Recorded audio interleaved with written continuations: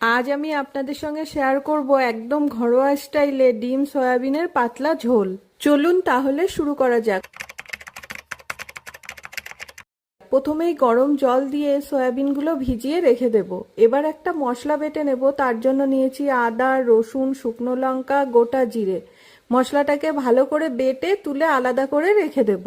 এবার কড়াইতে সর্ষের তেল দিয়ে ভালো করে গরম করে নেব। তারপরে সামান্য হলুদ দিয়ে দেব। এখন একে একে ডিমগুলো দিয়ে হালকা করে ভেজে তুলে নেব। এখন ওই তেলের মধ্যেই আলুগুলো দিয়ে দেব। আলুগুলো হাফ ভাজা হয়ে গেলে সয়াবিনগুলো দিয়ে আলু আর সয়াবিন একসাথে ভালো করে ভেজে তুলে নেব। আলু আর সয়াবিনগুলো তুলে নেওয়ার পরে ওই তেলেই ফোড়ন দেব গোটা জিরে আর তেজপাতা। ফোড়নটা ভাজা হয়ে যখন একটা সুন্দর গন্ধ বেরিয়ে আসবে তখন কুচি করে রাখা পেঁয়াজটা এর মধ্যে ঢেলে দেব। পেঁয়াজটা ভালো করে ভেজে নেব। পেঁয়াজ ভাজা হয়ে গেলে আমি যে মশলাটা বেটে রেখেছিলাম সেটা দিয়ে দেব। তারপরে দেব টমেটো কুচি, হলুদ গুঁড়ো, রঙের জন্য কাশ্মীরি লঙ্কার গুঁড়ো আর স্বাদ মতো নুন। এবার মশলার বাটিটা ধুয়ে সামান্য একটু জল দিয়ে দেব।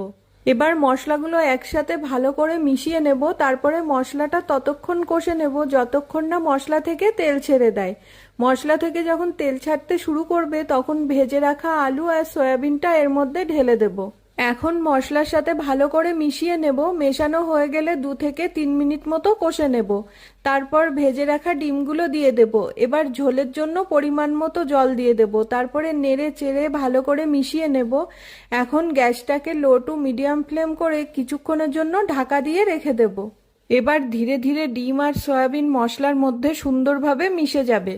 এরপর ঝোলটা ফুটে যখন সামান্য ঘন হয়ে আসবে আর আলুটাও সুন্দরভাবে সেদ্ধ হয়ে যাবে তখন ঢাকাটা খুলে উপর থেকে গরম মশলা বাটা দিয়ে দেব।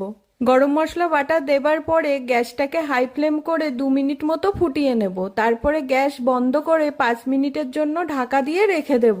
এতে মশলার ফ্লেভার খুব সুন্দরভাবে সেট হয়ে যাবে। তৈরি হয়ে গেল দারুণ সুস্বাদু ডিম আর সয়াবিনের পাতলা ঝোল।